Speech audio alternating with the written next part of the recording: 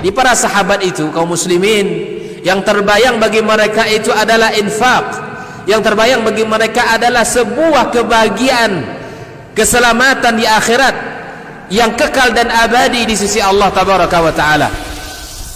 Semua kita boleh klaim sekarang. Kamu cinta Nabi? Cinta Ustaz. Cinta Nabi? Cinta Ustaz. Termasuk saya. Cinta Nabi? Cinta. Kapan tahunya? Besok di akhirat. Maka apa kata Nabi sallallahu alaihi wasallam? Amalur rajuli biyadih. Penghasilan yang terbaik adalah pekerjaan yang dilakukan oleh seseorang dengan tangannya sendiri. Wa kullu bai'in mabrur.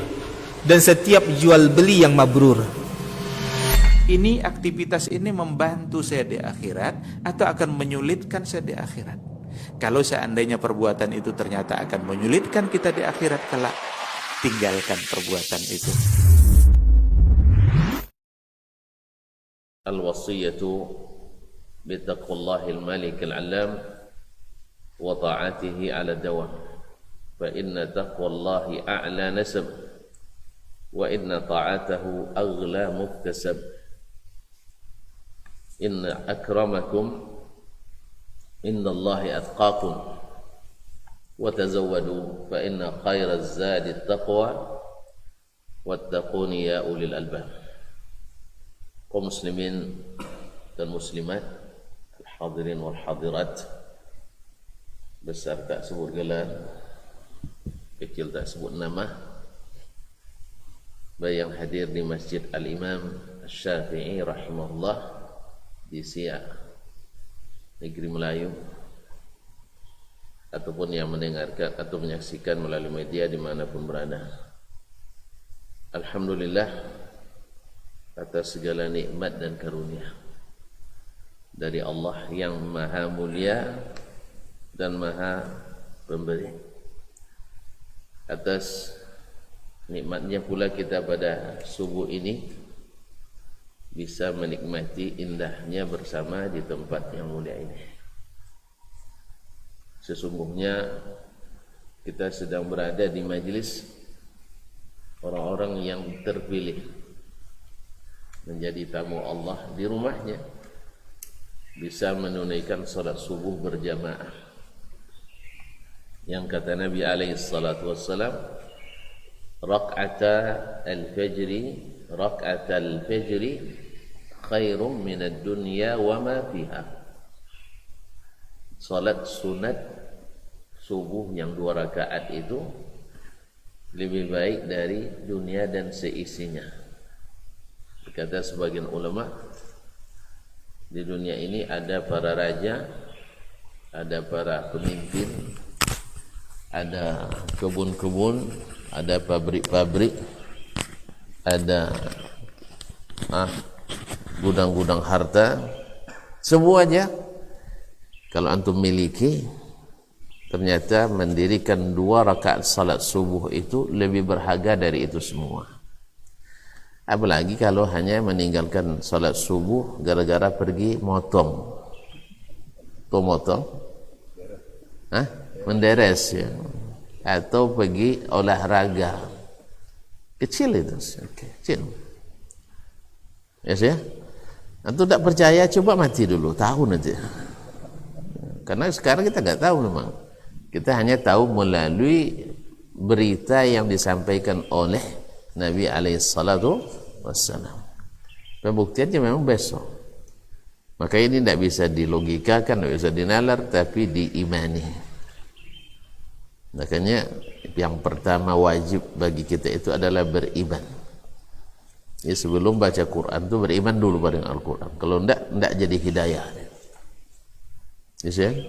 Jadi awal wajibin al-iman. Seperti akan disampaikan oleh Imam nanti. Rahimahullah ta'ala. Oleh itu kita bersyukur pada pagi ini kita bisa berada di sini walaupun kita tidak mengklaim sebagai orang terbaik di dunia ini, tidak mungkin. Tapi kita bagian dari yang dipilih Allah mendapatkan pemberian ini. Oleh itu mari kita bersyukur kepadanya. Kalau bukan karenanya berat kan? Awak masih sedang nak tidur tiba-tiba datang panggilan azan. Ya, panggilan azan. Berat, tapi karena kita tahu di akhirat itu lebih berat kalau tidak salat, maka kita datang insyaallah taala. Para hadirin wal hadirat yang dirahmati Allah, para ustaz, para tokoh masyarakat, tokoh adat dan seterusnya, para hadirin, salawat dan salam kepada Nabi alaihi salatu wassalam. Beliau jasanya pada kita sungguh besar sehingga kita menjadi umat yang besar. Ditinggal pula di negeri dengan jumlah penduduk muslim paling besar, negara kesatuan Republik Indonesia ini. Mudah-mudahan cahaya itu senantiasa menyinari, barakat dari Allah senantiasa meliputi, sehingga negeri ini menjadi negeri baldatun thayyibatun wa rabbun ghafur. Dan itu tidak mungkin kecuali dari Allah yang maha mengetahui, yang maha kaya dan maha pemberi. Walau anna ahlal qura amanu wattaqau lafatahna alaihim barakatin minas sama'i wal ard. Andainya penduduk negeri itu beriman dan bertakwa, maka Allah akan bukakan keberkahan dari apa yang turun dari langit dan apa yang tumbuh dari bumi. Dan iman dan takwa itu tak ada kecuali dengan al-Islam. Istilah ini kan iman, bahasa Melayu tu.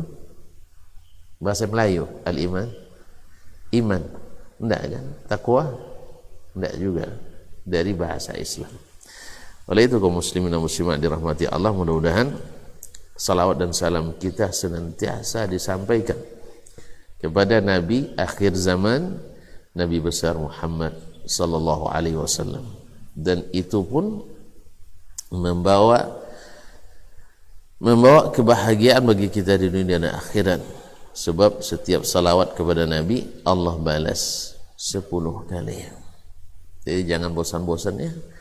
Setiap namanya disebut, seperti kata Imam Ahmad, kita bersalawat kepadanya.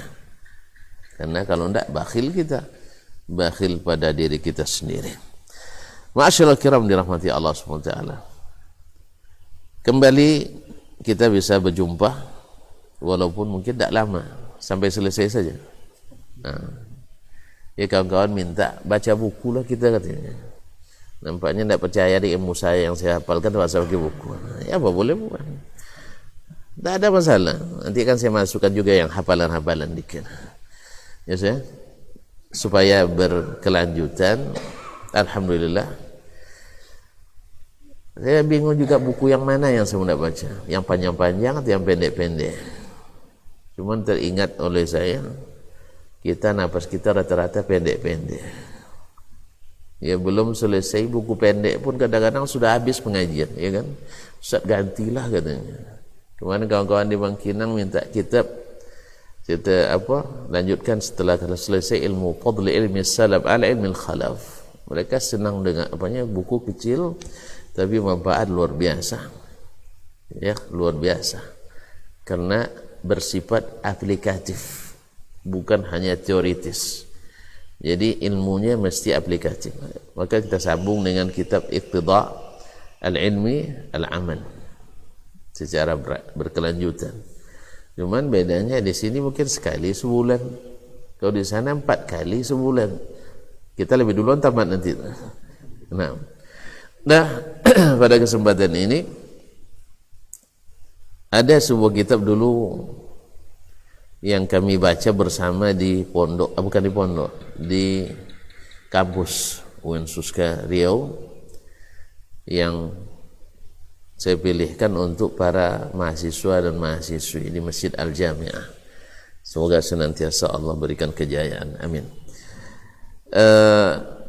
Di kampus UIN Suska, yaitu wasiatul Imam Al-Baji liwaladaihi, wasiat Imam Al-Baji kepada 2 orang anaknya. Wasiat ini walaupun pada asalnya diberikan oleh seorang ayah kepada kedua anaknya, tetapi melihat isinya patut pula untuk kita ketahui bersama. Karena kita kalaupun tak jadi ayah tapi sudah punya keinginan jadi ayah, ataupun belum jadi ibu tapi sudah berencana jadi ibu. Jadi oleh sebab itu mudah-mudahan wasiat ini, kalaupun tak punya anak, tak punya ayah, tak punya anak, punya ayah, tak punya anak, artinya belum bersuami, belum beristri, atau sudah bersuami istri belum juga dikaruniai nikmat anak, barangkali kita juga bisa mengambil manfaat dari nasihat ini, karena sebagian besar bisa kita amalkan insyaallah taala sehingga berguna bagi kita di dunia dan di akhirat. Yang kedua, ingin menghidupkan kembali peninggalan imam yang besar ini, karena di masanya beliaulah imam, termasuk imam terbesarnya mazhab Maliki di Andalus. Beliau tinggal di Andalus, Andalusia, tahu kan? Kalau sekarang Andalusia tempat permainan, bukan. Andalus, kalau sekarang Spanyol di selatan Prancis. Ya. Subhanallah. Sudah sampai Islam ke sana dulu, menguasai, bukan hanya sampai dakwahnya, tapi sudah berdiri imarah Islamiyah, pemerintahan Islam yang para penulis barat mengakui dengan jujur, bagi yang mau jujur, bahwa mereka sebelumnya tidak mengenali bagaimana cara bersuci, datang umat Islam yang mengenalkannya. Umat Islam yang pertama mengenalkannya sabunnya, mereka tidak pernah mandi pakai sabun, kita yang kenalkan. Sekarang kita pula tidak pandai bersabun, Allah musta'an, sehingga sabun-sabun semua diproduk dari sabun dalam negeri pun produk barat juga kadang, Allah musta'an. Ala kulli hal, kaum muslimin dan muslimat dirahmati Allah, mereka sendiri yang merasa bersyukur dengan masuknya Islam ke sana, sehingga sangat dalam waktu yang relatif singkat Islam menyebar. Islam menyebar dengan izin Allah tabaraka wa taala. Nah, beliau bernama, bahasa kita bernama lahirnya, nama lahirnya kan, atau nama bujangnya. Ada nama bujang, ada nama gadis. Huwa adalah Sulaiman ibn Khalaf ibn Sa'ad ibn Ayyub ibn Warith At-Tujibi Al-Andalusi Abul Walid Al-Baji, dikenal dengan Abul Walid Al-Baji, walaupun tidak ada anaknya bernama Walid. Anaknya hanya dua, Ahmad dan Muhammad. Ahmad dan Muhammad. Ahmad Abul Hasan, kemudian Muhammad Abul Qasim. Anaknya ini yang satu meninggal di saat ayahnya masih hidup. Jadi uji juga dia. Anaknya yang sangat terkenal dengan kecerdasannya diharapkan untuk meneruskan kiprah ayahnya sebagai ulama besar di Andalus, khususnya di Bajiyah dan Qurtuba, dan meninggal di saat ayah masih hidup, sehingga beliau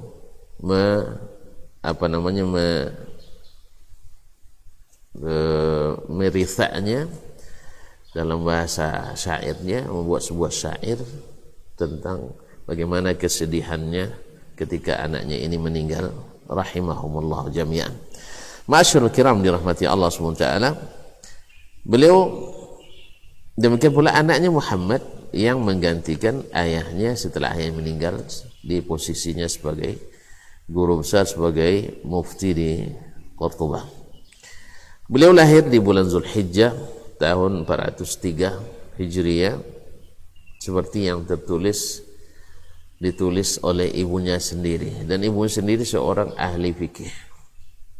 Jadi penting juga kita beristri yang berilmu, karena dengan itu sudah membuat persiapan sebelum kita di rumah sudah disiapkan oleh keluarga. Ma'asyarul kiram, dan kalau belum jadi berilmu, maka kita berkepentingan untuk mengajak keluarga kita, istri-istri kita, khususnya yang belum punya momongan, untuk selalu menghadiri majelis ilmu, sehingga dengan demikian anak-anak kita nanti, ya, karena al-ummu madrasatun, ibu itu adalah madrasah, kata Ahmad Syauqi, penyair Mesir, "Lau a'datta jilan tayyibal a'raq." Ibu itu madrasah. Kalau kau siapkan dengan baik, ya cari calon istri yang berlembu istri ya, yang sudah yang mana tahu ada yang berniat yang kedua macam kami ini penakut-penakut mana bisa. Ini yang pemberani-pemberani, yang penakut-penakut, apalagi yang terikat dengan janji jadi PNS, ASN dan apa itu memang susah memang. Tapi sebenarnya ada juga. Nah, iya, jangan dilapor. Kalau dilapor tak boleh. Tapi kalau diketahui tanpa dilapor, tergantung aja nanti. Ma'asyiral kiram dirahmati Allah.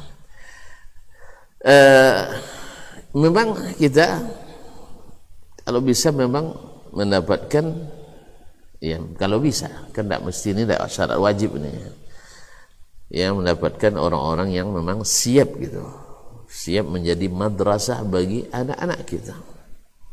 Sebab banyak anak itu di umur-umur masih kecil itu, bahkan sejak kandungan itu adalah dididik oleh ibunya sendiri.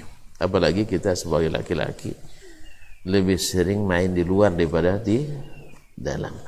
Apalagi kadang-kadang masalah mencari penghidupan yang tidak menentu, yang menghabiskan waktu, tidak punya kesempatan untuk mendidik langsung anak kita. Ma'asyiral kiram. Dengan demikian beliau tumbuh di tengah-tengah keluarga yang memang aslinya berilmu, mencintai ilmu, dan sangat multazim, istiqamah. Kalau bahasa kitanya agamis ya, keluarga yang agamis. Oleh sebab itu sejak kecilnya sudah biasa menuntut ilmu, sampai-sampai beliau berputar-putar di seluruh kota yang ada di Andalus, yaitu Cordoba, Granada, Valencia. Kalau bahasa sekarang Valencia FC ya. Kalau tonton tahunya Valencia ya. Apalagi Saragossa. Nah, Barcelona. Itu hafal dia kan? Apalagi Real Madrid. Nah, beliau pergi ke sana kemari mencari ilmu, karena memang Andalus pada masa itu juga sedang jaya-jayanya dengan ilmu. Kenapa tidak? Karena di timur ada Bani Abbas, dan di Andalus ada Bani Umayyah, Abdurrahman Ad-Dakhil. Akhirnya terjadi perlombaan yang masing-masing ingin terlihat lebih maju, khususnya dalam bidang ilmu. Sampai-sampai di antara penyair pun terjadi perlombaan. Ada penyair dari timur mengatakan syair itu ibarat burung katanya. Ya, kepalanya ada di timur di Baghdad, sedangkan ekornya ada di barat, yaitu di Andalus. Ini penyair Andalus, ini pintar juga, benar katanya. Kan umumnya burung kan kepalanya lebih indah dari ekornya itu ya. Cuman yang satu pintar, betul katanya, seperti burung, tapi ingat burungnya cendrawasih katanya. Burung cendrawasih yang lebih indah ekornya daripada kepalanya. Jadi pandai dia menjawab. Betul seperti burung katanya. Ya, tapi burungnya cendrawasih. Itu dia yang timur ini, yang di Baghdad ini. Kaum muslimin dan muslimat dirahmati Allah SWT. Dia mencari ilmu sampai sudah menguasai ilmu-ilmu yang banyak berupa ulumul Quran, wal lugha, wal adab, wal fiqh, wal usul. Usulnya, jadi Al-Quran memang dari dulu, metode umat Islam dulu memang Al-Quran dulu. Jadi rata-rata sebelum menuntut ilmu, anak-anak dulu hafiz Al-Quran. Jadi kita ini kalau nak hebat juga harus hafiz Al-Quran. Buktinya imam kita karena hafiz di depan saya dia solat. Kalau tidak berani dia coba, kalau hanya hafalannya Qul Huwallah pasti tidak mah dorongnya saya itu. Tapi karena hafalannya Masya Allah, dia maju kan. Kita yang tua-tua itu masuk di belakang Pak. Pasrah tapi tak rela kita. Iya. Jadi ini Allah muliakan, di dunia saja sudah nampak. Ya saya? Sampai-sampai Amr bin Salamah al-Ansari baru umur 7 tahun sudah bisa jadi imam di Kuba waktu itu. Ya, di masjid kaumnya Bani Salamah. Apa sebab? Yang tua-tuanya belum hafiz, dia yang paling hafiz. Ini juga menjadi tapi juga jadi dalil bagi ulama bahwa anak-anak yang belum balik boleh jadi imam. Nah, kalau boleh jadi imam, masa di tengah saf enggak boleh? Kan itu masalahnya lagi kan. Dulu banyak istilah orang anak-anak enggak boleh satu saf dengan orang dewasa. Memang salah satu pendapat ulama ada seperti itu, tapi wallahu alam ini dari sisi dalil tidak kuat. Kalau alasannya dia ada kotoran di dalam pembuangannya, kalau dikaji yang di dalam, kita semua dalam perut kita ada, paham tuh? Kan yang disuruh dibersihkan yang di dalam apa yang di luar? Hah? Ya Pak. Yang di luar. Jadi kalau yang disuruh bersihkan itu yang di luar. Tapi kalau yang terkurung di dalam itu tidak wajib dibersihkan. Kalau sempat wajib dibersihkan, tuan-tuan bisa 3 jam di WC pakai kompresor. Iya. Kan masih ada dalam kan? Tidak percaya bawa lah ke labor. Kalau selesai buang hajat nanti bawa ke labor, masih ada tidak sisanya? Atau beli alat apa yang ada alat sekarang itu kan untuk di center dan diperiksa. Masih ada. Jadi yang wajib disucikan tuh yang di dalam, bukan yang di luar. Makanya kalau boleh, yang di luar maaf salah sebut jadinya saya. Yang di luar bukan yang di dalam. Yang di luar bukan yang di dalam. Makanya anak-anak itu istilah memutus sab itu wallahu alam pendapatnya tidak kuat. Walaupun ada yang mengatakan seperti itu dengan alasan yang tadi. Jadi dia bersucinya tidak sempurna. Ya. Kalau masalah bersuci tidak sempurna, berapa banyak pula orang dewasa yang tak sempurna bersucinya. Semalam saya dapat ketika selesai pengajian juga ada bapak di sebuah instansi, ya, dia ceritakan ada ustaz, dia wuduknya tidak pandai tapi jadi imam pula di kantor tuh. Gimana wuduk tidak pandai Pak? Iya, jadi kalau wuduk di atas dia aja, dia apa kan kayak di bawah tidak dia. Kadang tidak sampai ke siku dia basuh.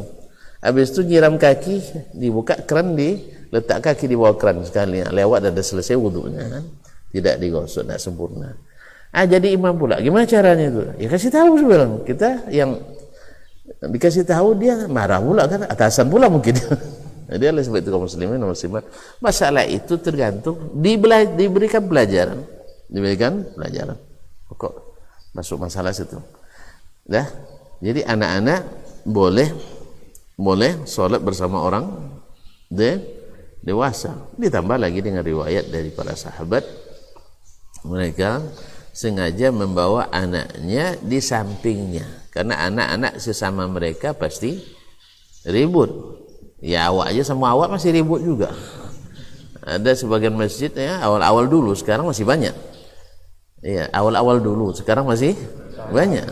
Ya orang-orang tua itu, sebab kalau yang belum mengaji, jangan coba tempelkan kaki ke dia. Dia entaknya setengah sholat tuh. Ini kan perang anak-anak nih. Ikan anak-anak nih yang nyikut itu kiri kanan itu kan anak-anak sambil sholat. Iya tak? Jadi kalau orang dewasa dalam sholat tidak boleh kayak gitu. Diam aja dulu, tahan aja dulu. Nanti selesai sholat baru assalamualaikum. Terus baru saya tanya, dak, kamu tadi kenapa nempel kaki saya, sakit kaki saya katanya kan tidak apa-apa kan? Saya tidak sakit Pak, sakitnya tuh di sini bukan di situ katanya. Iya, sakitnya kepala saya yang sakit bukan kepala kamu katanya kan. Baru kita jelaskan gini-gini. Kalau diterima tidak. Dia entaknya kaki kita sedang sholat. Ini kan orang tua pun masih banyak yang perangi kanak-kanak gitu. Masyaallah kiram. Jadi Al-Baji rahimahullah dan menuntut ilmu Al-Quran, mutafsir, al-lughah, wal-adab, fiqih, usul dan sebagainya. Nah, biasanya ilmu ini kaum muslimin, siapa yang sudah merasakan indahnya, merasakan nikmatnya, dia akan seperti minum air laut, semakin ingin tambah dan ditambah nikmat. Tapi tidak seperti air laut. Laut kan bikin haus terus ya. Tidak. Haus dalam arti positif. Gitu. Semakin lama semakin nikmat. Apa istilahnya? Ketagihannya. Kecanduan. Candu tidak boleh juga, tidak bagus juga sih. Nah, tak pernah puasnya. Tapi nikmat yang menenteramkan, nikmat yang menyamankan. Oleh sebab itu baginya antara Andalus dengan Baghdad, antara Andalus, Makkah wal Madinah itu dekat. Dekat sekali. Antum tuh mungkin pernah dengar Al-Baqi' bin Makhlad dari Andalus jalan kaki menuju Makkah wal Madinah, menuju Baghdad. Habis baterai. Kaum muslimin dan muslimat, memang saya datang bukan pada waktunya memang. Ya, janji kita Kamis, tiba-tiba ada datang. Berarti tidak terbayar nih, memang. Kamis masih datang lagi? Oh, datang lagi. Tidak bosan, tuan-tuan? Hah? Iya. Taib. Kalau gitu tidak apa-apa, kalau janji kita kebunkan insyaallah. Baiklah kaum muslimin dan muslimat dirahmati Allah. Jadi dia berjalan, jalan kaki, tengah jalan habis bekalnya. Sampai di Baghdad, jumpa pula Imam Ahmad sedang kena tahanan rumah. Bukan karena beliau aktif di politik, tidak. Bukan beliau seorang yang bersaing tidak fair, tidak. Bukan pula beliau seorang ambisius, tidak. Beliau adalah orang yang istiqamah di atas agama. Kalau bahasanya tak pernah menyakitkan orang, tapi tertuduh terus. Dia orang yang paling zuhud tapi tertuduh ambisius. Siapa yang bikin kerja? Ahlul bid'ah wal ahwa. Ahli-ahli bid'ah dan pengikut hawa yang saat itu pandai sampai menjadi pembisik penguasa. Menjadi pembisik penguasa. Memang kalau pembisik-pembisik itu dari ahli bid'ah wal ahwa, memang berbahaya, banyak ulama yang dihabisi. Sehingga pada saat itu orang-orang Mu'tazilah yang menguasai istana, sehingga dibisikkan kepada pemerintah, mulai dari Al-Ma'mun, disambung Al-Amin, diteruskan Al-Mu'tasim, sampai Al-Mutawakkil. Alhamdulillah Allah utus Al-Wathiq setelah itu, yang diberikan cahaya kepadanya, sehingga dia berikan kesempatan jawab kepada Imam Ahmad rahimahullah. Dipertemukan mereka dalam majlis, dan Imam Ahmad syaratkan, boleh kita berdiskusi tapi dengan ilmu, bukan dengan nafsu. Boleh berdiskusi dengan wahyu, bukan dengan logika. Bukan Imam Ahmad tak pandai logika, karena agama ini bukan dibangun di atas logika, tapi dibangun di atas iman. Beda, yang akan bangun di atas logika nanti banyak yang dipreteli dalam agama ini, dengan yang membangun di atas wahyu, sami'na wa ata'na. Akan beda. Orang yang tak sami'na wa ata'na, yang sami'na wa ata'na nya tidak kuat, dia akan cenderung mencari-cari alasan. Yang wajib diusahakan sunat sehingga mudah ditinggalkan, yang haram diusahakan makruh sehingga sama-sama didirikan. Yang sunnah ditinggalkan dengan alasan tidak wajib, yang bid'ah dinaikkan dengan alasan ada yang baik. Nas'alullah as-salamata wal afiyah. Nah, disampai di Baghdad, Baqi' bin Makhlad ini dapatkan Imam Ahmad sedang kena tahanan rumah. Bukan karena beliau lawan politik, tidak, tetapi beliau mempertahankan akidahnya. Ternyata mempertahankan akidah itu tak boleh bagi orang-orang yang sesat. Kalau kita Ahlussunnah wal Jamaah, sekalipun orang sesat, kita hanya bisa memanggil, berdakwah, tapi sampai-sampai untuk mengadukan dan sebagainya, itu bukanlah Ahlussunnah rahmatullahi taala alaihim. Ma'asyiral kiram dirahmati Allah. Sampai di sana Imam Ahmad dalam tahanan rumah, sehingga dia dari Andalus. Berapa lama tuh? Naik pesawat berapa lama, Ustaz? Belum pernah juga. Naik kuda? Apalagi ya kaum muslimin dan muslimat. Ya, kalau dari Andalus, misalnya kalau dari Jeddah ke Maroko saja, ke Ribat atau Casablanca, Darul Bayda, menghabiskan waktu hanya 5 jam. Itu pesawat jumbo, bukan pesawat bukan pesawat Fokker. Kalau Fokker kan berapa ratus kilometer per jam. Tidak pernah naik juga, mana? Ya Allah. Belum juga. Naik Fokker mungkin sekitar 300-400 km per jam ya. Kalau ini 800 sampai 1000 km per jam. Kalau 5 jam anggaplah 800 berapa tuh? Tidak pernah ngitung juga. Ya alhamdulillah. Kami biasa menghafal jadi tidak pernah ngitung ya. Jadi 800 dikali 5. Gitu aja kok payah. 8 kali 5. 8 kali 5 apa sih? 40. Jadi 800 kali 5 4.000. Tambah 02 4.000. Dengan kurang 4.000 kilometer. Kalau sini Jakarta berapa jauh? Nggak tahu juga, subhanallah.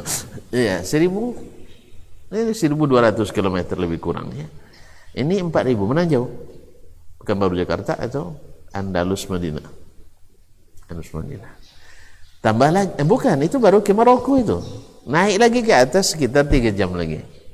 Naik pesawat ya, naik pesawat. Itulah berjalan. Sampai di Baghdad, ternyata Imam Ahmad dalam tahanan, bukan tahanan, tidak boleh keluar rumahnya, tidak boleh berinteraksi dengan siapapun. Subhanallah. Gimana caranya? Awak dah jauh-jauh, berbulan-bulan berjalan, sampai di sini tidak boleh keluar untuk ilmu. Subhanallah. Akhirnya Imam Ahmad kasihan, dia buat kesepakatan. Kamu setiap pagi datang ke rumah seperti pengemis. Seperti pengemis. Jadi nanti akan saya siapkan setiap pagi itu sepotong roti, sambil menyerahkan roti itulah disiapkan hadis. Haddatsana Sufyan bin Uyainah qala haddatsana Az-Zuhri an Anas ibn Malik an Nabi sallallahu alaihi wasallam. Setiap hari berlangsung lama, sehingga banyak hadis yang dia dapatkan melalui cara itu. Cuman bedanya orang dulu sekali dengar langsung hafal. Kalau kita berkali-kali dengar langsung lupa. Itu aja bedanya, Mama. Ya, mereka langsung hafal. Dia sampai. Jadi bedanya kita sekarang enggak dicatat pun hilang catatannya. Enggak dicatat, hilang catatannya. Mereka tidak. Jadi mereka sekali dengar itu langsung hafal. Jadi sampai Al-Baqi dengan ilmu itu bisa menulis musnad setara dengan musnad Imam Ahmad pula. Musnad setara dengan musnad Imam Ahmad. Kalau musnad Imam Ahmad sekarang diterbitkan hanya 52 jilid. Pernah tengok? 52 jilid kan kecil kan? Kita 52 halaman. Ini 52 jilid. Nah, sebesar itu. Cuma tidak sampai kitabnya ke kita. Menurut Profesor Akram Dia Al-Umari, guru besar di Jamiah Islamiyah dari Irak, dia mengatakan jumlah hadisnya juga hampir sama dengan jumlah hadis di Musnad Imam Ahmad rahimahullah. Ini mereka menuntut ilmu kaum muslimin. Kalau bukan karena nikmat yang mereka dapatkan, tidak mungkin mereka sejauh itu. Belum lagi Yahya bin Yahya Al-Laythi yang ditinggal oleh ayahnya dalam kandungan. Pergi ayah ke Madinah, Yahya itu Yahya ini pergi ke Madinah, anaknya Ubaidullah masih dalam kandungan, tidak pulang-pulang, dah remaja pula anaknya. Mana ayah tidak pulang-pulang? Ya, dari di Madinah untuk ilmu sama Imam Malik di Madinah. Akhirnya ibunya kata, ayahmu dulu ke Madinah. Nah, dia susullah sama anaknya. Susul sama anak, akhirnya jadi sama-sama jadi murid Imam Malik dia di Madinah. Jadilah dia perawi kitab Al-Muwatta melalui jalan ayahnya Yahya bin Yahya Al-Laythi. Jadi sampai lupa bini kita nuntut ilmu. Awak lupa ilmu gara-gara ngurus, itu aja bedanya. Gara-gara ngurus bini lupa ilmu. Tapi jangan pula nanti jangan sampai lupa istri ndak ya. Ini karena mereka jauh. Bukan kalau sekarang kan transportasi mudah. Jadi dia bukan ini, dia ingin dapat ilmu itu karena dia perhatikan Imam Malik seperti ini ilmunya. Jadi dia inginnya, obsesinya minimal menyamai Imam Malik ini. Makanya waktunya sangat lama. Sangat lama, sampai 18 tahun di sini. Kaum muslimin dan muslimat. Awal 18 menit dah nengok-nengok jam gitu. Bila selesai kan kaum muslimin dan muslimat. Jadi mereka begitu, himmah luar biasa. Nah, ini pun ada pada Imam Abdul Walid Al-Baji rahimahullah. Walaupun sudah belajar pada ulama-ulama besar di Andalus, karena Andalus merupakan pusat ilmu juga, khususnya Cordoba dan kota-kota lainnya, di antaranya adalah Saragossa, Valencia, dan Al-Dania, Bajia, dan seterusnya. Lalu beliau pun ingin mendapatkan ilmu lebih lagi, sehingga beliau bersiap-siap menuju Hijaz, Makkah dan Madinah pada tahun 426 Hijriah. Berapa umurnya itu?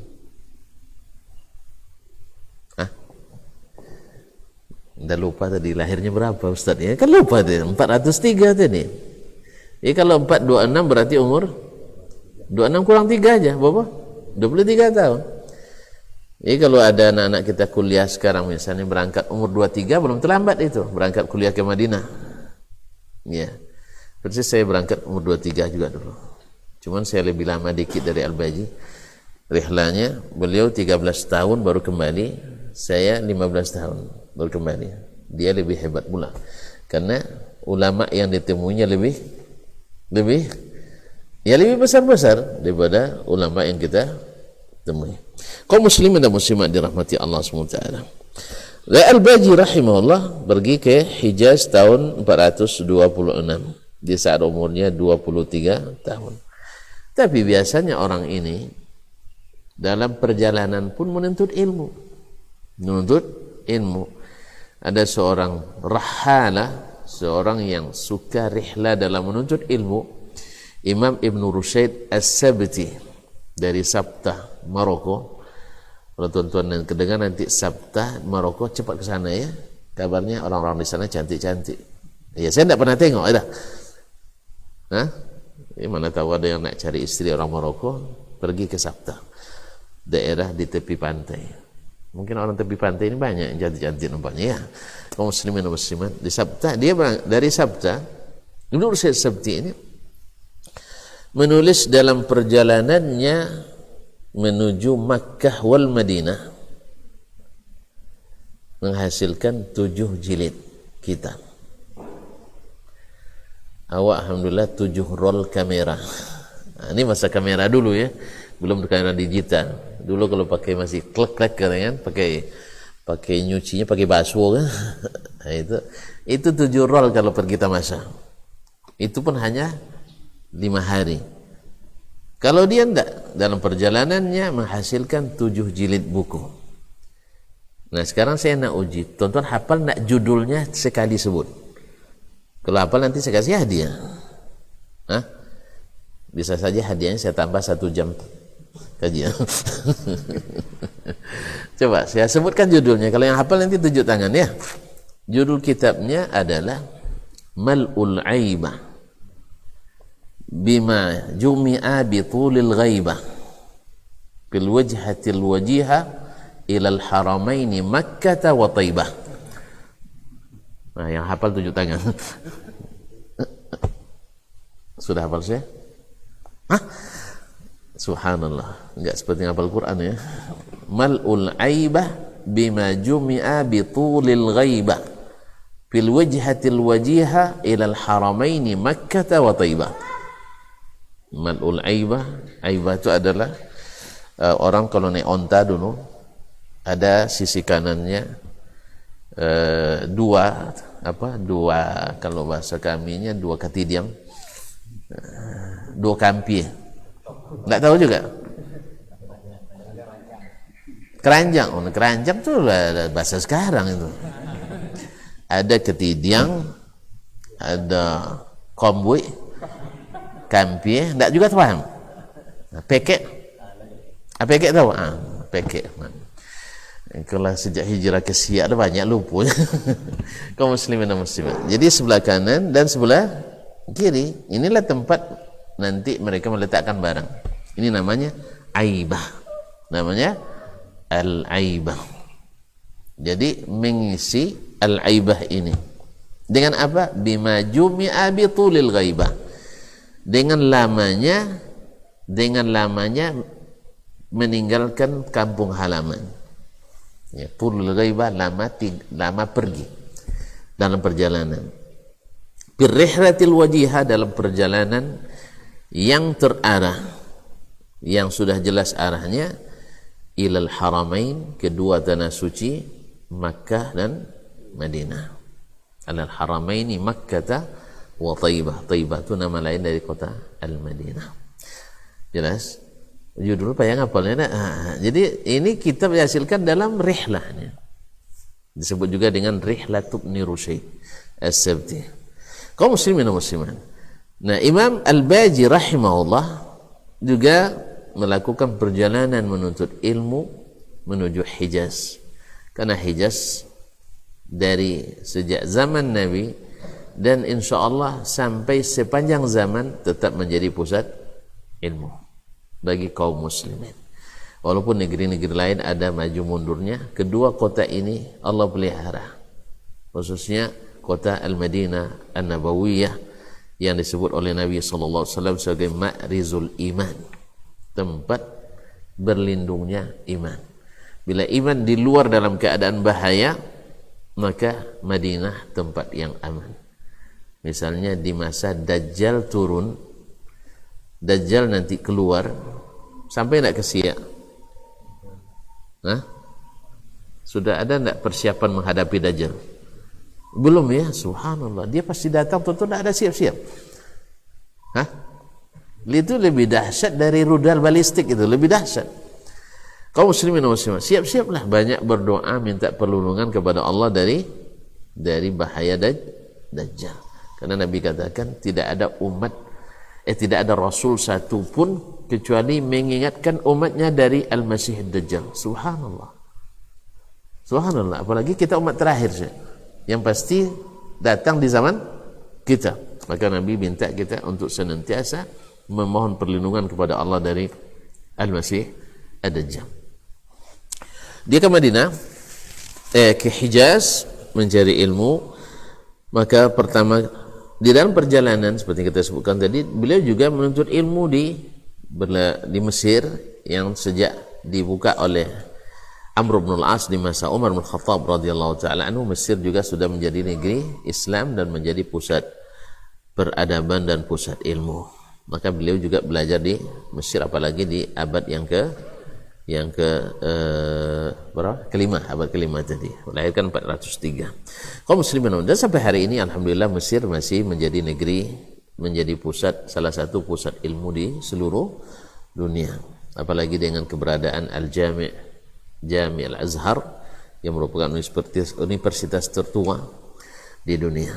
Sampai hari ini menjadi pusat paling banyak orang belajar ke luar negeri, ke Timur Tengah, pasti ke Al-Azhar. Walaupun banyak perubahan-perubahan yang terjadi karena pernah dikuasai juga oleh orang Syiah dulu, sehingga yang diajarkan, diwajibkan adalah pemahaman Syiah dulu. Kemudian ada sebagian dikuasai oleh Ahlus Sunnah di masa 1000 tahun lebih. Jadi bertukar arah politik, berganti pula, dan tidak jarang pula masuk orang-orang yang sekuler di dalamnya.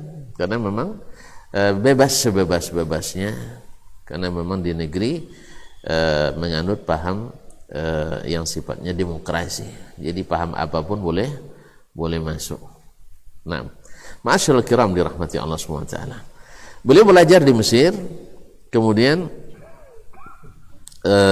subhanallah menuju ke Makkah Al-Mukarramah.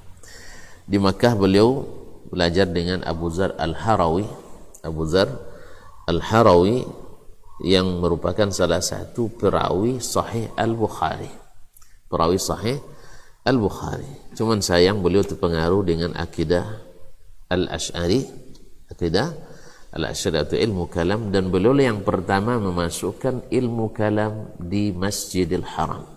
Dia mengajarkan ilmu ini pertama kali di Al-Masjidil Haram, kemudian diikuti nanti oleh Imam Al-Haramain Al-Juwaini yang disebut dengan Imamul Haramain. Ma'asyiral kiram dirahmati Allah. Tapi alhamdulillah di Makkah masuk, di Madinah tidak.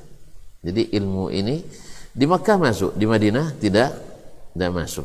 Ini misdaqan liqauli Nabi sallallahu alaihi wasallam, innal imana la ya'rizu ila al-madinati kama ta'rizu al-hayyatu ila juhriha. Ya, Madinah sampai hari ini steril dari ilmu-ilmu yang di luar sunnah Nabi alaihi salatu wassalam. Karena memang dalam banyak hadis disebutkan bahwa orang-orang yang mengada-ngada dalam agama, baik berbuat maksiat besar ataupun membuat penyimpangan dalam agama, tidak akan nyaman di Madinah. Dia akan nyaman di Madinah, pasti keluar daripadanya. Jadi kalau ada yang nyaman, orang lama di Madinah, berarti ahli bid'ah atau tidak? Hah? Kalau ada ulama-ulama besar, lama dia ngajar di Madinah dan nyaman dia di Madinah, ahli bid'ah atau bukan? Hah?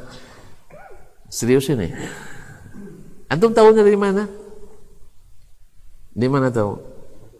Ustaz yang ngasih tahu. Ya, Pak pintar antum, masya Allah. Bukan. Dari Nabi SAW tadi, bahwa siapa yang mengada-gada di Madinah, Allah larutkan dia seperti larutnya garam dalam air. Kemudian innal madinata tanfi khubsaha kama tanfil kiru khubathal hadid. Sesungguhnya Madinah itu membuang karat-karatnya seperti api membuang karat besi. Oleh sebab itu kaum muslimin, man ahdatha fiha hadatsan aw awa muhditsan fa alaihi la'natullahi wal malaikati wan nasi ajma'in. Oleh sebab itu kaum muslimin dan muslimat, Madinah menjadi tempat yang insya Allah jaga. Dan alhamdulillah sepanjang yang saya tahu, tidak ada aliran sesat asli keluaran Madinah. Tidak ada aliran sesat yang bermarkas di Madinah sampai hari ini. Alhamdulillah. Oleh itu kaum muslimin dan muslimat dirahmati Allah, maka mencintai ahlul Madinah, khususnya al-ansar, disebut oleh Nabi sebagai al-iman. Hubbul ansari minal iman. Dan kita mencintai Madinah karena Nabi alaihissalam yang mencintainya. Allahumma habbib ilayna al-madinata kama habbabta ilayna makkata aw ashad. Ya Allah, jadikan kami mencintai Madinah seperti kau telah menjadikan kami mencintai Makkah atau lebih. Lalu gimana dengan Makkah? Berarti Madinah lebih afdal? Tidak. Karena sebagian yang lebih afdal mungkin tak punya keistimewaan yang dimiliki oleh yang kurang. Saya ulangi lagi. Ada yang lebih utama, tapi dia ada sesuatu yang dimiliki oleh yang kurang derajatnya daripada dia. Ada enggak? Ada apa enggak? Ada, alhamdulillah. Ya, maka tetap lebih utama. Sebab di situ adalah Baitullah, Ka'bah. Dengan segala semua salat di Masjidil Haram lebih dari 100.000 kali salat. Ya saya. Kemudian diharamkan oleh dua rasul utama, yaitu Ibrahim dan Muhammad sallallahu alaihi wasallam. Madinah oleh Rasulullah sallallahu alaihi wasallam. Mana lebih afdal, Nabi Ibrahim atau Nabi Muhammad sallallahu alaihi wasallam? Nabi Muhammad. Tapi siapa yang bangun Ka'bah? Nah, jadi kelebihan yang dimiliki oleh Nabi Ibrahim alaihissalam. Ya tak? Mana lebih afdal, Nabi Muhammad daripada Nabi Isa? Nabi Muhammad. Tapi Nabi Isa punya mukjizat bisa menghidupkan orang mati, dan ini tidak diberikan kepada Nabi kita Muhammad sallallahu alaihi wasallam. Jadi ada keistimewaan yang Allah berikan ke yang kurang daripada, dan tidak diberikan kepada yang lebih. Itu biasa. Jelas tak? Karena banyak pula kalau gitu buat Madinah pada Makkah, Ustaz. Enggak. Tetap Makkah lebih mulia dari Madinah. Jelas? Dah dapat jawaban itu? Enggak, saya tambah lagi ya. Nah, iya, misalnya Nabi Muhammad sallallahu alaihi wasallam lebih afdal dari Nabi Musa, betul? Betul? Tapi Nabi Musa Allah bercakap langsung kepadanya. Nabi Muhammad pakai wahyu masih. Ya tak? Walaupun Nabi dia angkat ke mana? Kemana-mana? Ke atas kan, ke Sidratul Muntaha. Jelas ya? Kalau udah jelas selesai kita. Baik, kita lanjutkan. Sekarang mukadimah aja dulu. InsyaAllah besok Kamis kita masuk ke kitabnya. Atau nak masuk langsung? Kalau masuk dan nyelam, lambat baru timbul. Nah, itu masalahnya. Kalau udah masuk nanti lambat baru harus siap berenang. Ya, karena tidak mungkin saya hentikan kecuali sampai pada tempat berhenti yang resmi, rest area. Ya, saya tidak biasa berhenti emergency. Jadi sampai rest area. Kalau masuk nanti takut nanti rest areanya jauh, apalagi jalannya jalan tol kan, U-turn-nya juga lambat gitu, jauh. Baik kaum muslimin dan muslimat, masih panjang sebenarnya. Ini aja masih panjang. Ya, ini pun masih panjang. Beliau berjalan sampai ke di Makkah bertemu dengan Abu Dzar Al-Harawi rahimahullah taala, salah seorang perawi Sahih Bukhari. Jadi demikian pula ini juga pelajaran bagi kita kaum muslimin. Abu Dzar Al-Harawi punya kelebihan di sini, jadi perawi Sahih Bukhari dari sekian ribu periwayat Sahih Bukhari. Kalau Syekh kami, Syekh Profesor Dr. Abdul Karim Al-Khadir, kan pernah dengar Syekh Abdul Karim bin Abdullah Al-Khudair? Tidak pernah dengar? Pernah? Barusan. Iya, biar tahu pula tuan-tuan nilainya, terpaksa saya sebutkan pula kan, sebutkan sedikit tentang beliau. Ada seorang ulama besar hadis ya di Arab Saudi. Beliau sampai hari ini termasuk yang punya pustaka pribadi terbesar se-Arab Saudi. Pustaka pribadi, bukan pustaka umum. Ya, dan termasuk Syekh Saleh Ali Syekh, mantan menteri, kalau sana sini kan menteri agama ya, mantan menteri keislaman, menteri urusan agama Islam dan yang lain-lainnya. Beliau ini termasuk yang dikenal dengan gandrung sekali membaca dan memiliki kitab-kitab. Kalau tidak salah saya di pustakanya tidak kurang dari 200.000 judul kitab. Bayang tuh, 200.000 judul kitab. Awak baru 20 judul, Masya Allah lah punya referensi paling banyak. Ini ada yang bilang, Masya Allah, Buya Hamka sewaktu belajar Mekah sedikit referensinya. Sampai di Indonesia banyak. Mana pula di Indonesia lebih banyak pustaka daripada di tanah suci. Ini kan orang-orang yang jarang keluar nih, jarang keluar. Awak dulu bang tamat pondok, punya kitab semeja ini. Masya Allah sudah jadi muftil anam gitu. Ya, bukan mufti Indonesia, muftil anam, tukang beri fatwa ke seluruh manusia di dunia. Baru buku semeja, hebat sekali itu. Rupanya baru berjalan ke Libya saja baru rampok. Banyak kitab rupanya orang punya kan. Apalagi sampai saya belajar ke Madinah, yang pustaka pribadi aja sebagian guru kami sebesar masjid ini. Yang pustaka pribadinya. Ada Syekh Ahmad Al-Ansari rahimahullah. Itu pustakanya terbuka setiap hari untuk umum. Ya. Dia punya rumah 3 lantai lebih besar dari masjid ini. Jadi apapun makhtutat, manuskrip yang ada di dunia ini, beliau tak segan-segan mengeluarkan biaya berapapun untuk membelinya. Ketika bahkan kita di barat pun, di Eropa pun diterbitkan, dia beli. Walaupun harganya mahal. Kami masih ingat ketika beliau membeli kitab Al-Mu'jam Al-Mufahris lil Ahadits Al-Alfaz Al-Hadits An-Nabawi yang ditulis oleh orientalis, 6 jilid besar-besar memang. Itu dibeli oleh beliau dengan harga 10.000 rial. 6 jilid 10.000 rial. Berapa ya duitnya? 35 juta. Antum tahu harga rial? Saya tidak tahu dah. Masya Allah. Kapan umrah saya? 2008. Masih hafal sampai sekarang ya, Masya Allah. Awak dah lupa tu. Kau muslimin dan muslimat dirahmati Allah. 35 juta, murah apa mahal ya 6 jilid? Mahal ya? Awak nak beli 35.000 aja, biasa pikir-pikir tuh 3 piring sate. Jadi sebuah kitab dibelinya. Karena memang belum ada yang punya. Dia pokoknya asal dengar kitab dia cari. Pernah beliau membaca di resensi kitab di sebuah Quran atau majalah bahwa ditemukan tafsir Ibnul Munzir di Bonn. Bonn di mana? Jerman mana? Timur. Barat apa timur? Berlin yang timur, barat enggak?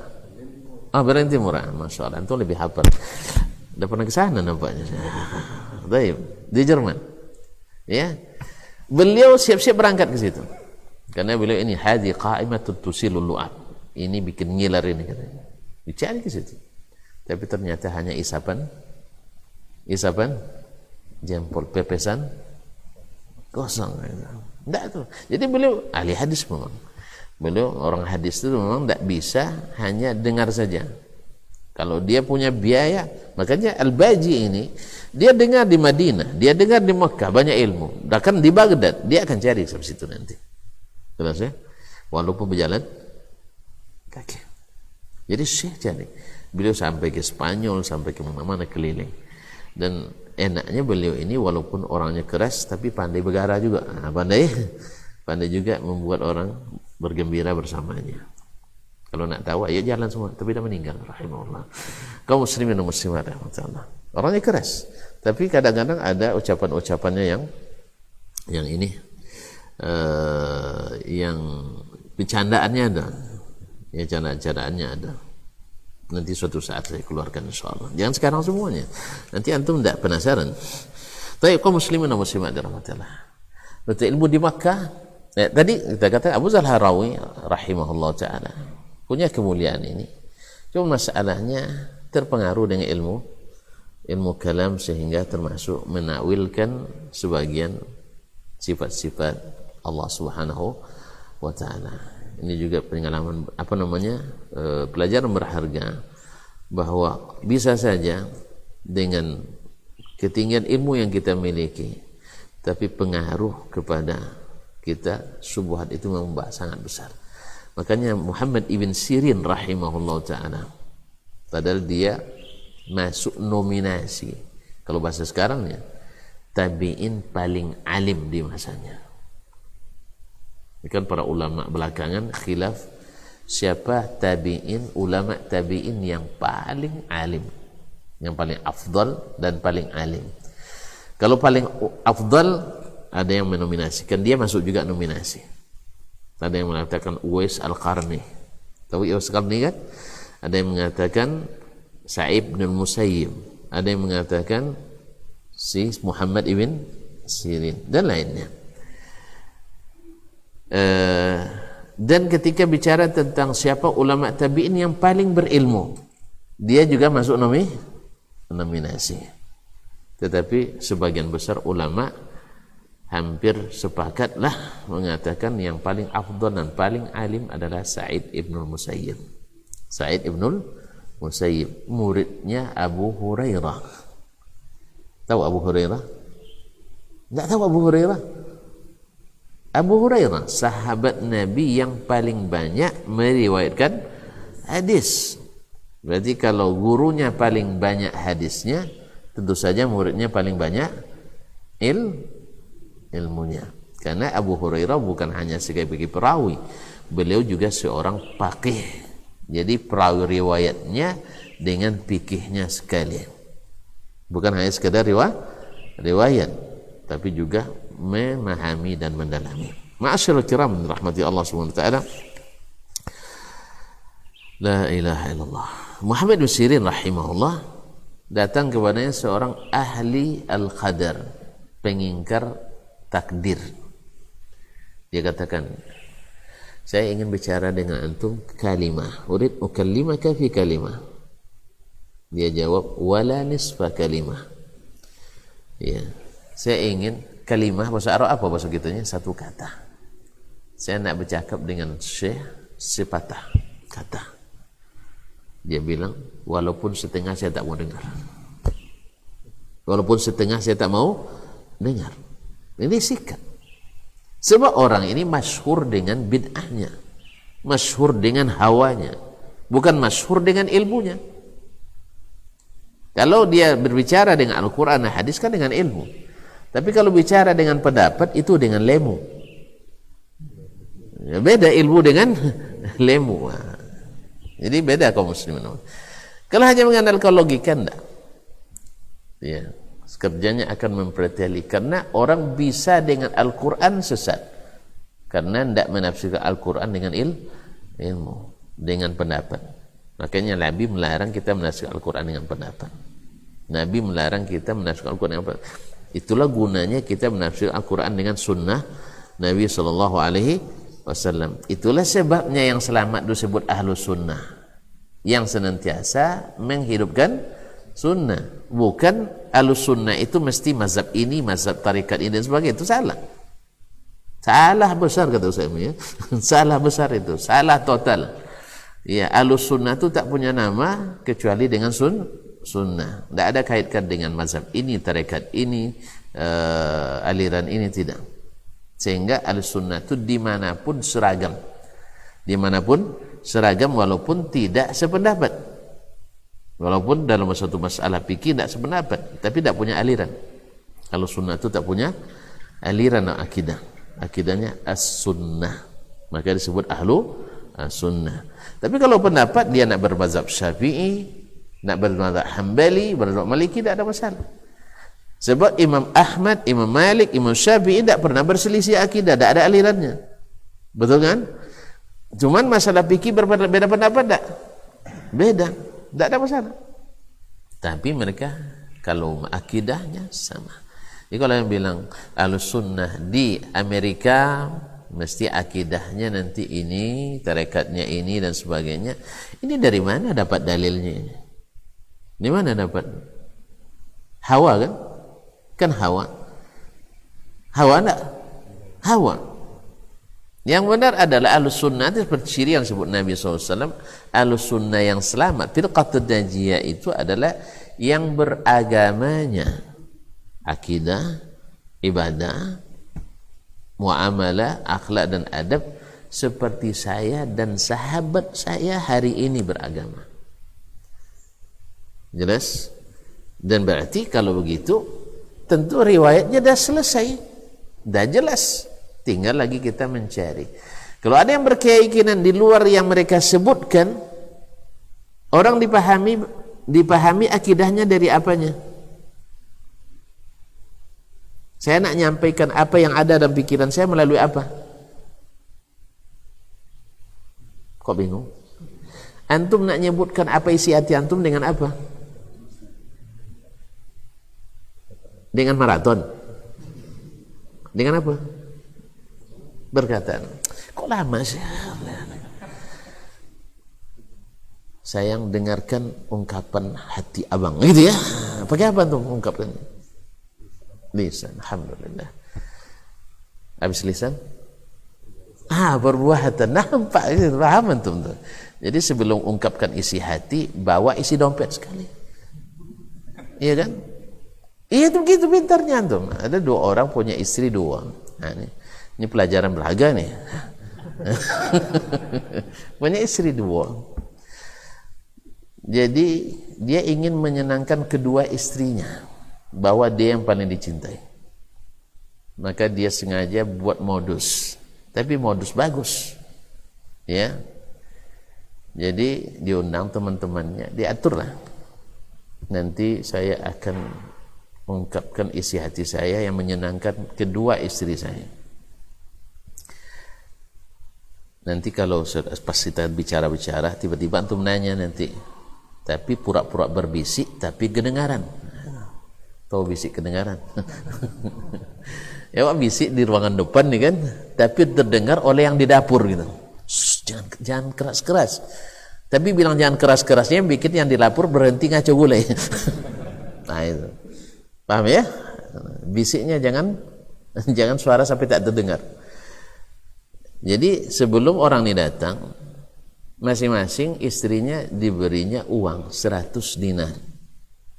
100 dinar dikit, cuma sekitar 25 juta Ustaz ya. Kira-kira istri kasih 25 juta senang enggak ya? Hah? Kaya pun istri senang juga dapat segitu ya. Apalagi yang miskin-miskin kayak kita nih. Kaum muslimin dan muslimat dirahmati Allah. Kasih ini 100 dinar sambil bebisik pula. Jangan kasih tahu. Jangan kasih tahu. Paham? Paham tak? Jadi seolah-olah ini rahasia kita berdua sayang. Itu madumu jangan sampai tahu. Ini ungkapan cinta abang sama kamu. Boleh tak dosa kayak gini? Nah, dosa kayak ini boleh tak ya? Boleh, alhamdulillah. Ini sihir halal. Nah. Habis itu di tempat terpisah pula dia kasih pula yang satu ini 100 dinar. Kasih 100 dinar sambil bilang juga, awas jangan kasih tahu si Ummu Fulan dah. Ini khusus kamu saja sekarang nih. Tadi kan sudah yang lain kan, sekarang ini. Selesai rencana, datanglah kawan-kawan tadi. Datang kawan-kawan, mereka tentu di ruang situ kan. Jadi kawannya nanya, ya Dasman, si Fulan. Kami nak tahu nih siapa di antara kedua istri antum nih yang paling antum sayangi dan cintai. Jangan keras-keras. Kedengaran nanti sama yang belakang. Ya. Apa kamu bilang tadi? Diulang lagi. Siapa yang kamu cintai? Dia jawab, akhi katanya. Tapi ini rahasia ya katanya. Yang lain nguping di dalam. Yang paling saya cintai di antara kedua istriku ini terus terang saya katakan. Tapi yang kasih tahu yang lain enggak katanya. Tapi bahasanya agak tinggi dikit. Nah, yang saya beri hari ini 100 dinar. Yang di sini dapat 100 dinar hari ini. Sini dapat 100 dinar. Masing-masing alhamdulillah ternyata abang hatinya di sini. Yang di sana bilang ternyata abang hatinya di sini. Ini perlu diterapkan. Kaum muslimin dan muslimat dirahmati Allah.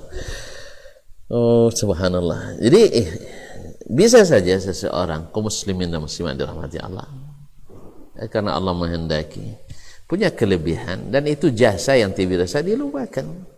Ketika kita menyebut bahwa imam ini begini, imam ini begini, bukan menafikan jasanya, tidak. Bukan menafikan jasanya. Tetapi seperti kata Imam Yahya Harmala bin Yahya At-Tujibi, termasuk murid-murid terakhir Imam Asy-Syafi'i di Mesir. Beliau kan wafat di Mesir. Asy-Syafi'i habibun ilaina walakinnal haqqa ahabbu ilaina. Asy-Syafi'i kami cintai, tetapi kebenaran lebih kami cintai. Jangan dibawa baperan pula. Berarti Imam Syafi'i banyak salah, bukan. Antum salah paham pula. Andainya, kan ini kan badai ini. Andainya bertemu bahwa Imam Asy-Syafi'i berdalil, dalilnya mungkin hasil penelitian muridnya ini dhaif. Lalu ada Imam Ahmad atau Imam Malik atau Abu Hanifah juga berdalil, dan dalil mereka lebih kalau lawannya dhaif tadi lebih dhaif lagi, lebih kuat, lebih sahih. Maka kalau saya cinta buta ke Syafi'i, saya katakan sekali Syafi'i tetap Syafi'i, sekalipun batil. Ini yang tak mau diikuti oleh Imam Syafi'i sendiri. Ini kan kadang-kadang kan masjid Imam Syafi'i katanya, tapi amalannya tidak ikut Syafi'i. Nah, itu masalahnya. Kadang kasar pula bahasa pendusta kan itu kan.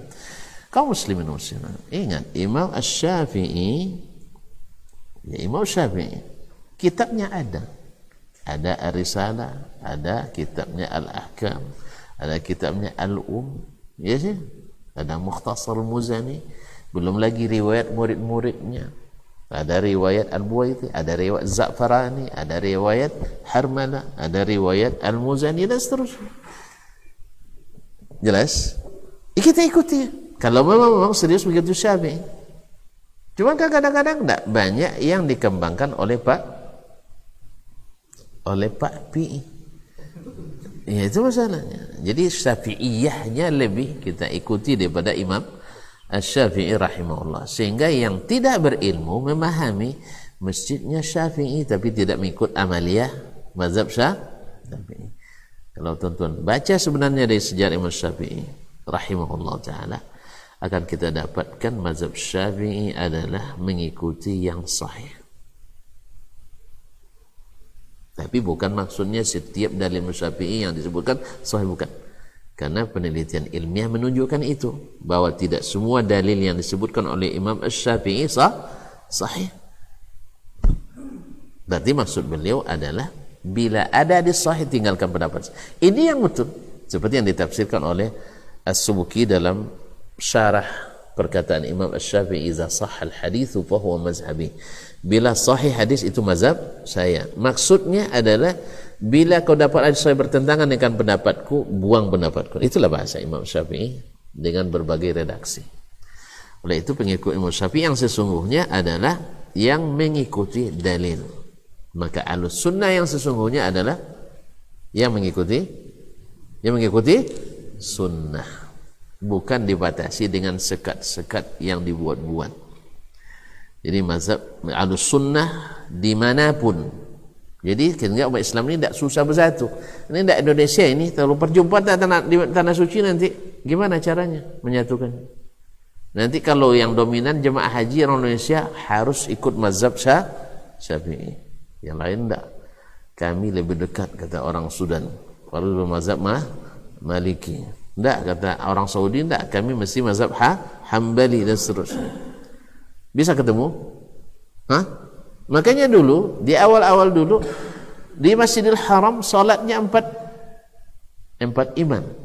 Ada imam mazhab Hanafi jadi imam, salatnya saja mazhab Hanafi. Ada mazhab Hambali, Syafi'i dan seterusnya. Senang tak kira-kira? Kalau sempat ini diterapkan dalam hari ini, kapan dapat kita salat?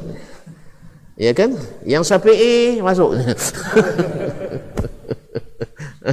Habis itu tunggu dia, orang Syafi'i kan rezeki lama-lama kan. Berarti tagak pula dulu dia kan. Iya kan, ratik 1000 kali. Ya sih? Habis akhirnya nanti gimana? Habis waktu zuhur baru masuk Hanafi. Akhirnya nanti Hanafi nuntut mazhab paling tua kami katanya. Mazhab paling tua mazhab Hanafi. Abu Hanifah kau 150 kan. Habis itu nuntut lagi Maliki, kami nomor 2 katanya.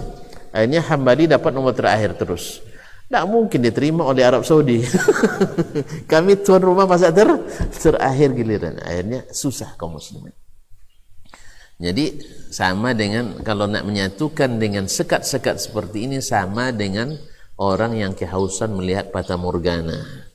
Rasanya air ternyata hanya bayang. Cuman banyak yang suka fata morgana ini.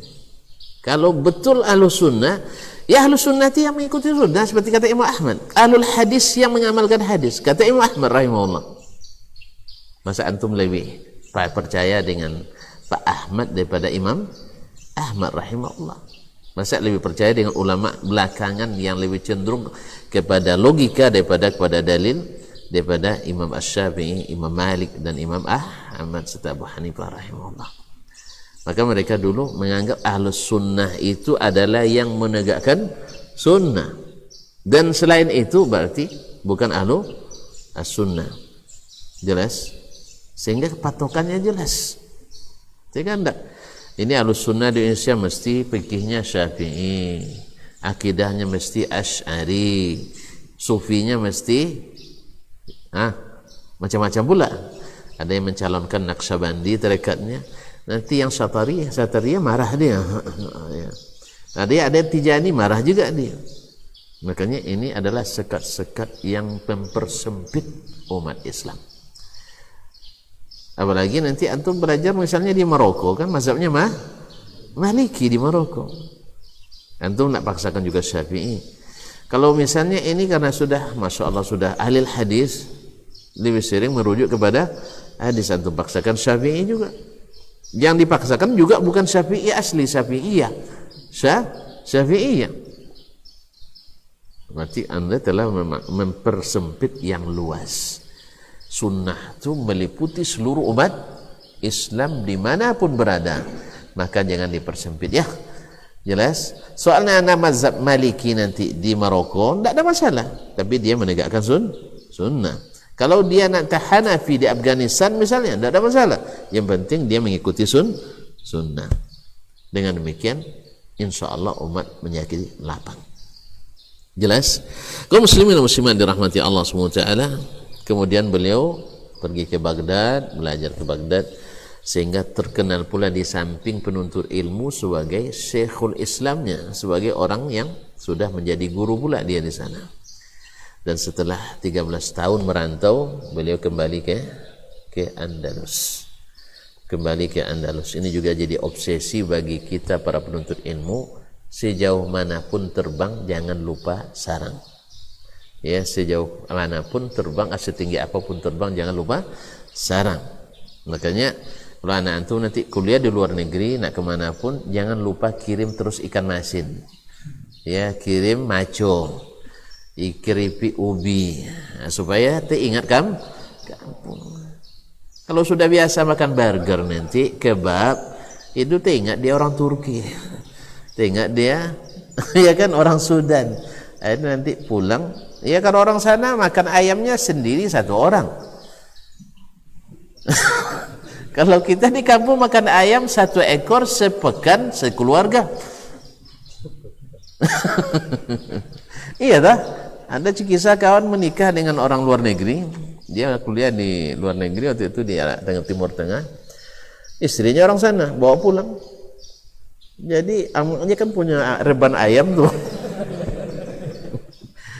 Setiap masak bantai ayam 3 ekor.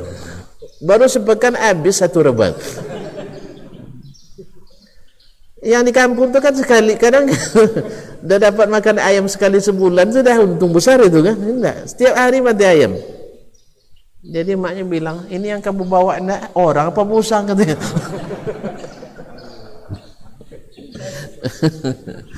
Jadi biasakan makan keripik. Jadi rumusnya apapun makanannya, kerupuk ubi sebagai pesidapnya. Allah musta'an.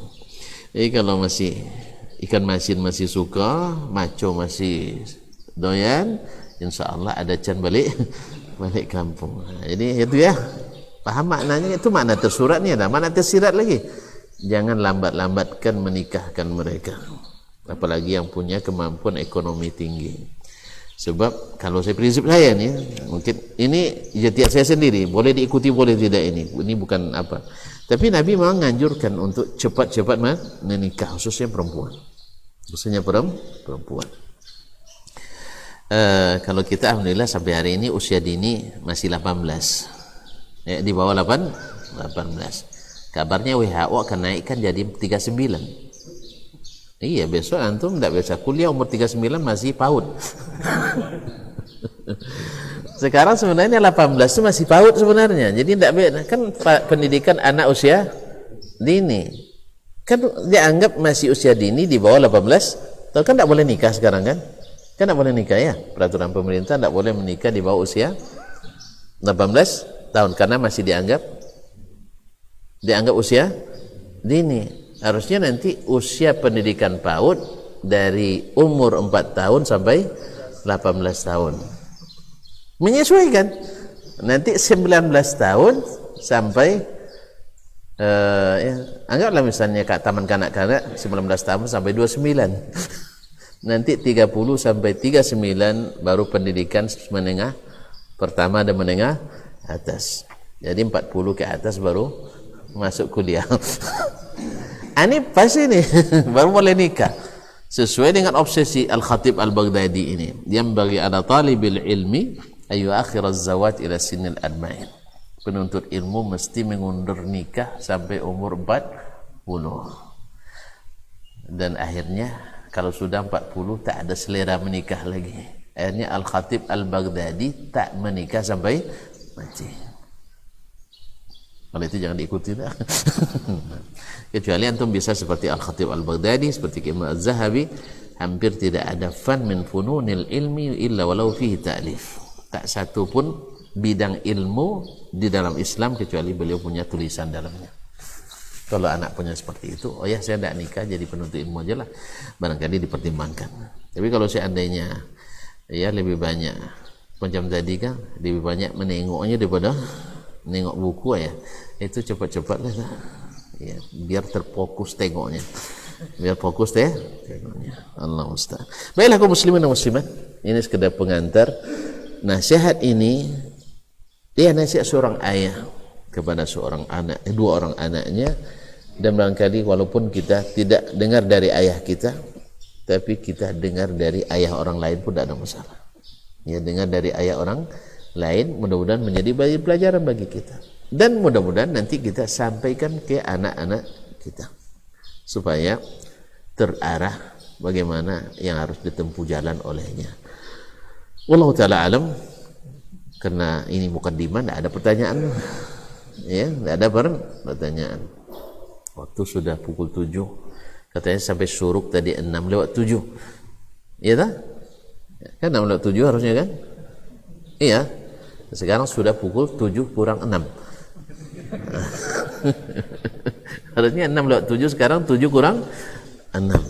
Ini Allah musta'an, mohon maaf ya. Ya tanpa terasa betul ya, indah sekali masa-masa bersama antum. Semoga berujung ke surga. Amin ya rabbal alamin. Yang benar semata-mata taufik dari Allah, yang salah semata-mata kelemahan saya dan dari syaitan. Mudah-mudahan Allah mengampuni dan tuan-tuan serta puan-puan bisa memaklumi. Demikian kurang mohon maaf. Wa subhanakallahumma bihamdik asyhadu an la ilaha illa anta astaghfiruka wa atubu ilaik. Wassalamualaikum warahmatullahi wabarakatuh.